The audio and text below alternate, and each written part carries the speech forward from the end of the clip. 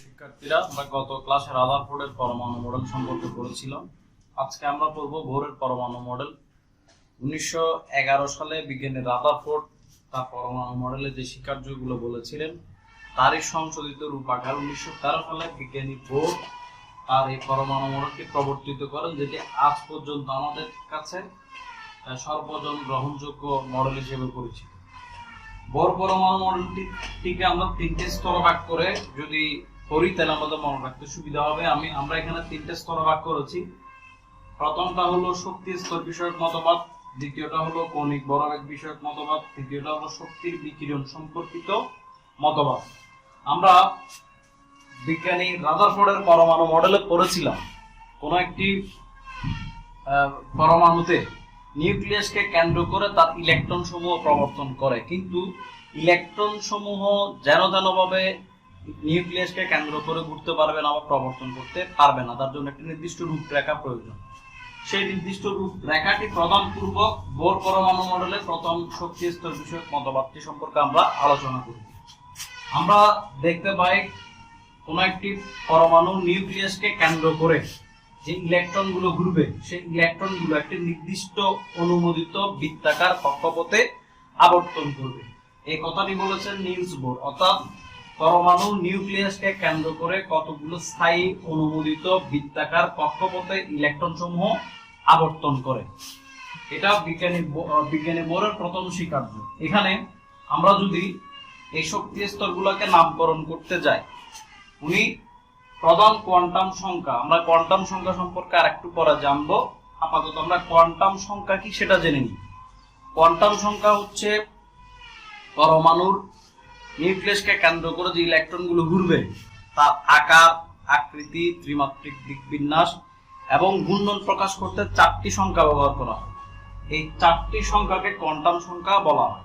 আমরা এই চারটি কোয়ান্টাম সংখ্যার মধ্যে যে প্রধান কোয়ান্টাম সংখ্যাটি রয়েছে সেটা দিয়ে আমরা পরমাণু শক্তি স্তরের আকারের ধারণা পাই। এই পরমাণু শক্তি স্তরের আকার অর্থাৎ প্রধান কোয়ান্টাম সংখ্যার মান যত হবে সেটি তত নাম্বার শক্তি স্তর। এখানে আমরা দেখতে পাচ্ছি n=1। এটা যদি পরমাণু নিউক্লিয়াস হয়, এটা n=1 এটা প্রথম শক্তি স্তর, যেটাকে আমরা ক্যাশাল দিয়ে প্রকাশ করছি। n= যখন 2 হয় তখন এটা দ্বিতীয় শক্তি স্তর, এটাকে আমরা l দিয়ে প্রকাশ করছি। n= যখন 3 হবে তখন এটা তৃতীয় শক্তি স্তর, যেটাকে আমরা m শাল দিয়ে প্রকাশ করছি। n= যখন 4 হয় তখন এটা চতুর্থ শক্তি স্তর, যেটাকে আমরা n শাল দিয়ে প্রকাশ করছি। এখানে আমি লিখেছি n= যখন 1 হবে তখন এটা প্রথম শক্তি স্তর, যেটাকে ক্যাশাল আকারে প্রকাশ করা হয়।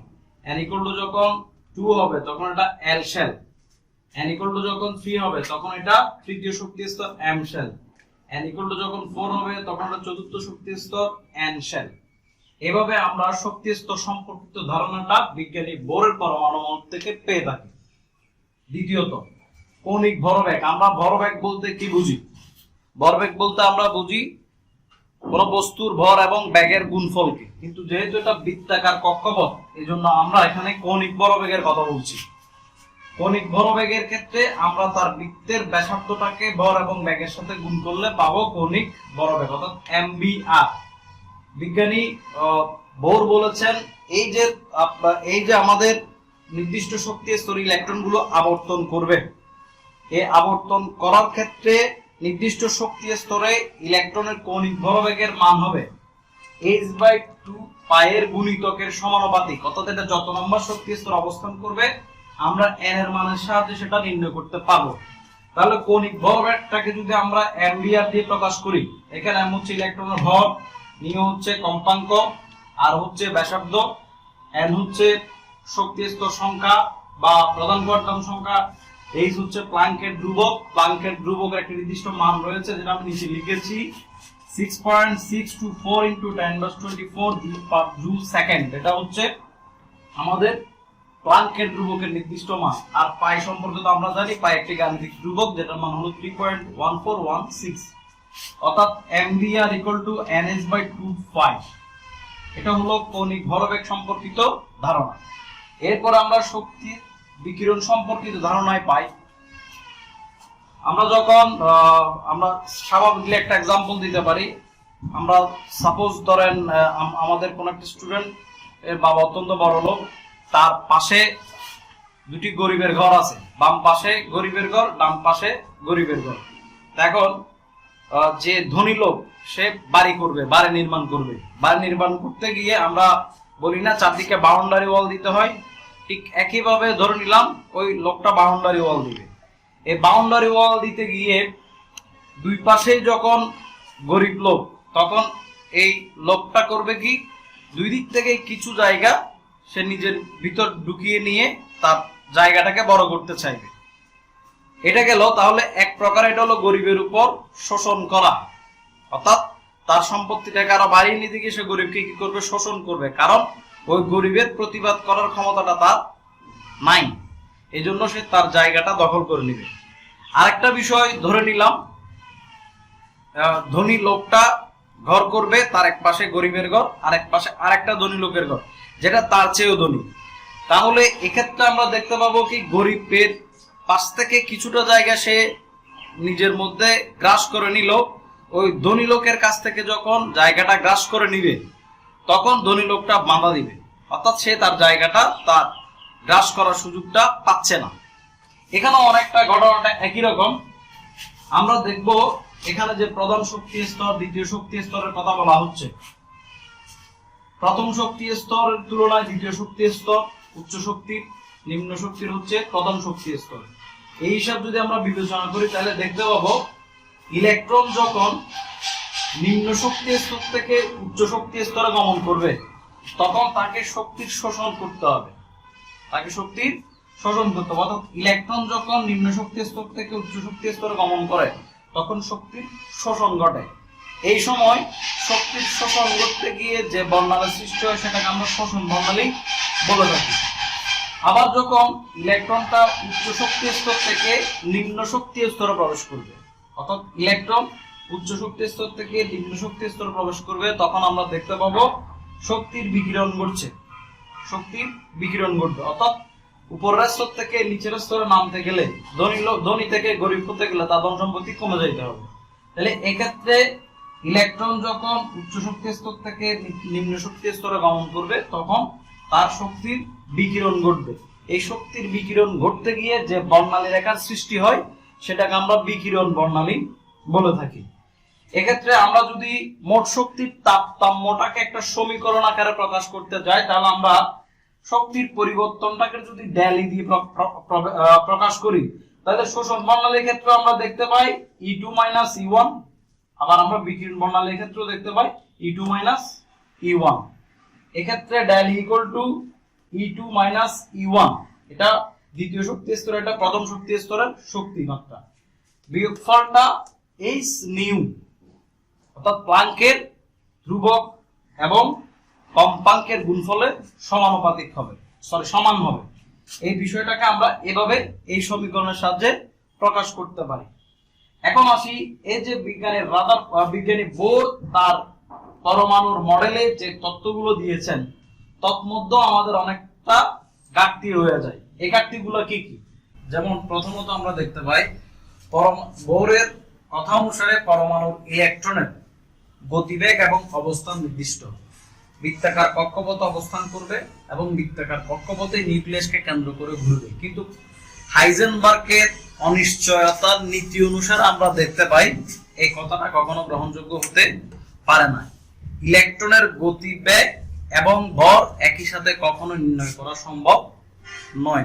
ইলেকট্রনের গতিবেগ এবং অবস্থান একই সাথে কখনো নির্ণয় করা সম্ভব নয়। তাহলে এই ক্ষেত্রে এই বিষয়ের ঘাটতিটা আমরা দেখতে পাই। দ্বিতীয়ত আমরা যে ঘাটতিটা দেখতে পাই সেটা হলো পরমাণুর ইলেকট্রনগুলো যখন দুটি শক্তি স্তরের মধ্যে এক শক্তি স্তর থেকে অন্য শক্তি স্তরে বিকিরণ বা শোষণ ঘটাতে যায়, বা উচ্চ শক্তি স্তর থেকে নিম্ন শক্তি স্তরে বা নিম্ন শক্তি স্তর থেকে উচ্চ শক্তি স্তরে ইলেকট্রন গমন করবে, তখন বর্ণালী রেখার সৃষ্টি হওয়ার কথা। একটি বর্ণালী রেখার সৃষ্টি হয় বোরের পরমাণু মডেল অনুসারে, কিন্তু পরবর্তীতে বিজ্ঞানীরা বর্ণালী বীক্ষণ যন্ত্রের সাহায্যে দেখতে পেয়েছেন এখানে একটি বর্ণালী রেখা নয়, অসংখ্য ক্ষুদ্র ক্ষুদ্র বর্ণালী রেখার সৃষ্টি হয়। এই সম্পর্কে কোনো ব্যাখ্যা এই বোরের পরমাণু মডেলে দেওয়া হয়নি। আরেকটা বিষয় সম্পর্কে আমরা দেখতে পাই সেটা হলো এই যে শক্তির বিকিরণ ঘটছে, এই শক্তির বিকিরণ ঘটতে গিয়ে পারমাণবিক যে বর্ণালী রেখাটা সৃষ্টি হয়, সে পারমাণবিক বর্ণালী রেখাটার ক্ষেত্রে আমরা দেখতে পাই শুধুমাত্র একটি ইলেকট্রন যাদের রয়েছে, একটি ইলেকট্রনের জন্য এই পারমাণবিক বর্ণালী রেখার ব্যাখ্যা করা যায় বোর পরমাণু মডেল অনুসারে। একাধিক ইলেকট্রনের জন্য কিভাবে পারমাণবিক বর্ণালী ব্যাখ্যা করা যাবে সে সম্পর্কে কোনো স্পষ্ট ধারণা এই বোরের পরমাণু মডেল আমাদের দেওয়া হয়নি। এই বিষয়গুলোর ঘাটতি এই বোর পরমাণু মডেলের মধ্যে রয়েছে। তো শিক্ষার্থী বন্ধুরা, তোমরা রাদারফোর্ড এবং বোর পরমাণু মডেল পড়তে গিয়ে স্পষ্টতই যখনই পড়তে যাবে তখনই যখন এই দুইটা মডেলের মধ্যে কম্পেয়ার করবে, তাহলে এই দুইটা মডেলের মধ্যে কার কোথায় ঘাটতি রয়েছে, কোথায় কার সমস্যা রয়েছে, এই বিষয়গুলো তোমরা নির্দিষ্ট করতে পারবে। তোমরা বোর এবং রাদারফোর্ডের পরমাণু মডেলের মধ্যে যে সামঞ্জস্য এবং অসামঞ্জস্যগুলো রয়েছে সেগুলো নির্দিষ্ট করে তাদের পার্থক্য, এই দুইটা পরমাণু মডেল পার্থক্যটা ভালোভাবে শিখে ফেলবে। আমরা এতক্ষণ ধরে পরমাণুর গঠন সম্পর্কিত আলোচনা সম্পর্কে জানলাম। পরমাণুর গঠন সম্পর্কিত যে মতবাদগুলো দেওয়া হয়েছে, বোর পরমাণু মডেল, রাদারফোর্ডের পরমাণু মডেল, এই বিষয়গুলো থেকে সর্বশেষ আমরা যে সিদ্ধান্তগুলোতে উপনীত হতে পারি, একটি পরমাণু তার ঠিক মাঝখানে একটি বাড়ি এবং ধনাত্মক বস্তু করা রয়েছে, যেটাকে আমরা নিউক্লিয়াস বলে থাকি। এই নিউক্লিয়াসকে কেন্দ্র করে কতগুলো অনুমোদিত স্থায়ী বৃত্তাকার কক্ষপথে ইলেকট্রন সমূহ আবর্তন করে। তাহলে এখান থেকে যে অনুমোদিত শক্তি স্তরে পরমাণুর ইলেকট্রন আবর্তন করছে তাকে আমরা কিভাবে সংজ্ঞায়িত করব? পরমাণুর নিউক্লিয়াসকে কেন্দ্র করে যে স্থায়ী বৃত্তাকার কক্ষপথে ইলেকট্রন সমূহ আবর্তন করে তাকে শক্তি স্তর বা অরবিট বা কক্ষপথ বলা হয়। অর্থাৎ আমি আবার বিষয়টাকে বলছি, পরমাণু নিউক্লিয়াসকে কেন্দ্র করে যে অনুমোদিত স্থায়ী বৃত্তাকার কক্ষপথে ইলেকট্রন সমূহ আবর্তন করে তাকে শক্তি স্তর বা কক্ষপথ বা অরবিট বলা হয়।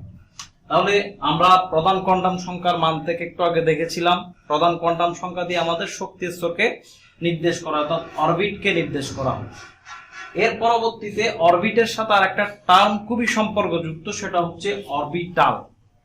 অরবিটাল বলতে আমরা কি বুঝি? আমাদেরকে এক গ্লাস পানি দেওয়া হলো, এক গ্লাস পানির মধ্যে একটি কয়েন দেওয়া হলো।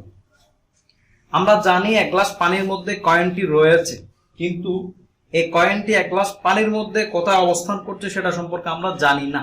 সেটা সম্পর্কে আমাদেরকে জানতে হলে হয় হাতের আঙ্গুল দিয়ে দেখতে হবে আমাদের কয়েনটি কোথায় আছে, তার অবস্থানটা কোথায়।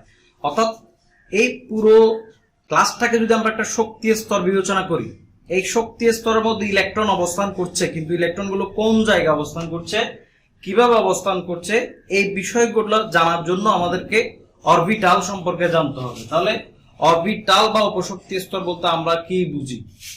এই যে শক্তি স্তর, শক্তি স্তরের যে জায়গায় কোন ইলেকট্রন ম্যাককে খুঁজে পাওয়ার সম্ভাবনা সর্বাধিক, আমি আবার বলছি, পরমাণুর শক্তি স্তরের যে জায়গায় কোন ইলেকট্রন ম্যাককে খুঁজে পাওয়ার সম্ভাবনা সর্বাধিক এবং তা 90 থেকে 95%, কোন কোন বই আবার এটাকে 99.99% বলা হয়েছে, তাকে আমরা অরবিটাল বা উপশক্তি স্তর বলে থাকি। অর্থাৎ শক্তি স্তরকে আমরা কতগুলো উপশক্তি স্তরে ভাগ করছি, এই উপশক্তি স্তরগুলোতে ইলেকট্রনগুলো অবস্থান করবে। তাহলে আমরা অরবিট এবং অরবিটাল সম্পর্কে জানলাম। এখন এই যে পরমাণুর নিউক্লিয়াসটি ইলেকট্রনকে তার দিকে আকর্ষণ করছে, অনেকটা পৃথিবী আমাদেরকে যেমন আকর্ষণ করছে, ঠিক একইভাবে এই যে নিউক্লিয়াস ইলেকট্রনটাকে আকর্ষণ করছে, তাহলে এটা পজিটিভ চার্জ বিশিষ্ট, এটা নেগেটিভ চার্জ বিশিষ্ট। আমরা পরমাণু নিউক্লিয়াসের মধ্যে কি কি অবস্থান করে সে সম্পর্কে যদি জানতে চাই, আমরা জানি পরমাণুতে 3টি স্থায়ী কণিকা রয়েছে, ইলেকট্রন, প্রোটন এবং নিউট্রন। তন্মধ্যে যেহেতু নিউক্লিয়াস পজিটিভ চার্জ বিশিষ্ট, তাহলে স্পষ্টতই বোঝা যাচ্ছে নিউক্লিয়াসের মধ্যে প্রোটন রয়েছে। এবার আসি, নিউক্লিয়াসের বাইরে কতগুলো স্থায়ী বৃত্তাকার কক্ষপথ রয়েছে যেগুলোতে ইলেকট্রন সমূহ আবর্তন করছে, তাহলে এটাও বুঝলাম। পরমাণুর নিউক্লিয়াসের বাইরে যে স্থায়ী বৃত্তাকার কক্ষপথগুলো অর্থাৎ কক্ষপথের মধ্যেই ইলেকট্রন অবস্থান করছে। অর্থাৎ পরমাণুর নিউক্লিয়াসের মধ্যে প্রোটন অবস্থান করছে, পরমাণু নিউক্লিয়াসের বাইরে ইলেকট্রন অবস্থান করছে। তাহলে নিউট্রনের অবস্থানটা কোথায়? অনেকটা এই ধরনের আমরা যখন কোনো বিয়ে শাদীর কথাবার্তা বলতে যাই তখন কিন্তু ঘটকটা বরপক্ষ থেকেই নিয়োগ করা হয়। আমরা যদি এই প্রোটনকে বরপক্ষ বিবেচনা করি তাহলে এই যে প্রোটন এবং নিউট্রন, একটা পজিটিভ চার্জ বিশিষ্ট প্রোটন এবং ইলেকট্রন, একটা পজিটিভ চার্জ বিশিষ্ট একটা নেগেটিভ চার্জ বিশিষ্ট, এরা বিপরীতধর্মী চার্জ হওয়ার কারণে পরস্পরকে আকর্ষণ করে এই নিউক্লিয়াসের মধ্যে ইলেকট্রন চলে আসার কথা, কিন্তু তাদের মধ্যে যখন কোন একটি চার্জ নিরপেক্ষ কণা কাজ করবে তখন এটি এর ভিতর আসতে পারবে না। অর্থাৎ পরমাণু নিউক্লিয়াসের মধ্যেই প্রোটন এবং নিউট্রন অবস্থান করবে, পরমাণু নিউক্লিয়াসের বাইরে স্থায়ী বৃত্তাকার কক্ষপথে ইলেকট্রন অবস্থান করবে। তাহলে আমাদেরকে অনেক সময় ছোটখাটো বিষয়গুলো আমরা পরীক্ষায় ভুল করে ফেলি। পরমাণুর কেন্দ্রে কি অবস্থান করে, পরমাণুর কেন্দ্রের বাইরে কি অবস্থান করে, এই বিষয়গুলোতে আমরা কনফিউজড হয়ে যাই। কনফিউজড হওয়া যাবে না। তারা পরমাণুর কেন্দ্রে অবস্থান করে প্রোটন এবং নিউট্রন, পরমাণুর কেন্দ্রের বাইরে অবস্থান করে হলো ইলেকট্রন। এখন এই যে পরমাণুর নিউক্লিয়াস ইলেকট্রনকে তার দিকে যে বলে আকর্ষণ করছে তাকে আমরা বলি কেন্দ্রমুখী বল। তাকে বলি আমরা কেন্দ্রমুখী বল। তাহলে এই যে এটা কেন চলে আসছে না, নিউক্লিয়াসের মধ্যে ইলেকট্রনটা চলে আসছে না, তার কারণ হলো যে বলে কেন্দ্রমুখী বল, নিউক্লিয়াস কেন্দ্রমুখী বল ইলেকট্রনকে নিউক্লিয়াসের দিকে আকর্ষণ করছে, ঠিক তার বিপরীত দিকে আরেকটি বল সমবলে আরেকটি বল তাকে সমভাবে বিকর্ষণ বা ওইদিকে টানছে। তাহলে এক্ষেত্রে কেন্দ্রমুখী বল এবং কেন্দ্রাতিক বল পরস্পর সমান হয়ে যাওয়ার কারণে এই নিউক্লিয়াসের মধ্যে ইলেকট্রনটি চলে আসে না। ইলেকট্রন এই কতগুলো স্থায়ী বৃত্তাকার কক্ষপথের মধ্যে সীমাবদ্ধ থাকে। তাহলে কেন্দ্রাতিক বল বলতে আমরা কি বুঝি? যে বলের কারণে নিউক্লিয়াসের মধ্যে ইলেকট্রন আসতে পারে না, সেটা হচ্ছে কেন্দ্রাতিক বল। আমরা এটাকে সংজ্ঞায়িত করব কিভাবে? কেন্দ্রমুখী বলের বিপরীতে সমমানের যে বল ইলেকট্রনকে আকর্ষণ করে তাকে কেন্দ্রাতিক বল বলা হয়। এখন আসি আইসোটোপ, আইসোটোন এবং আইসোবারের কথায়। আমরা এখানে তিনটা টার্মকে তিনটা গোল চিহ্ন দ্বারা বৃত্তায়িত করেছি। আইসোটোপের ক দিয়ে আমরা বুঝিয়েছি প্রোটন সংখ্যা, আইসোটোনের ন দিয়ে আমরা বুঝিয়েছি নিউট্রন সংখ্যা, আইসোটোপের আইসোবারের বার দিয়ে আমরা বুঝিয়েছি ভর সংখ্যা। এই দুইটার সংজ্ঞার মধ্যে মিল বেশি থাকলেও এটার সাথে একটু কম মিল রয়েছে এই দুইটা সংজ্ঞার সাথে। আমরা এখানে এক্সাম্পলের মধ্যে দেখতে পাচ্ছি যে এক্সাম্পল গুলো দিয়েছি তন্মধ্যে তিনটি আইসোটোপের তিনটি হচ্ছে হাইড্রোজেনের পরমাণু, আবার আইসোটোনের তিনটি হচ্ছে তোমার তিন ধরনের পরমাণু, আবার আইসোবারের দুটি এক্সাম্পল লিখেছি তন্মধ্যে দুটি হচ্ছে ভিন্ন ভিন্ন পরমাণু। তাহলে আমরা এটাকে কিভাবে সংজ্ঞায়িত করব? আইসোটোপ, এখানে আমি আইসোটোপের প দিয়ে প্রোটন সংখ্যা বুঝিয়েছি, আইসোটোনের ন দিয়ে নিউট্রন সংখ্যা বুঝিয়েছি, আইসোবারের বার দিয়ে ভর সংখ্যা বুঝিয়েছি। আমাদেরকে যদি সংজ্ঞায়িত করতে বলা হয়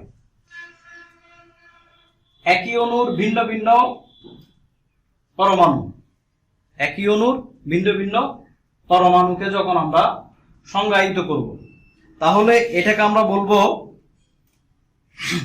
একই মৌলের ভিন্ন ভিন্ন ভর সংখ্যা বিশিষ্ট পরমাণু। একই মৌলের ভিন্ন ভিন্ন ভর সংখ্যা বিশিষ্ট পরমাণু, কিন্তু তাদের প্রোটন সংখ্যা যদি একই হয় তাহলে আমরা এদেরকে পরস্পরের আইসোটোপ বলবো। তাহলে এটাকে আমরা সহজভাবে কিভাবে সংজ্ঞায়িত করতে পারি? একই মৌলের বিভিন্ন পরমাণুর প্রোটন সংখ্যা একই হলে ভর সংখ্যা যদি ভিন্ন হয় তাহলে আমরা তাদেরকে পরস্পরের আইসোটোপ বলতে পারি।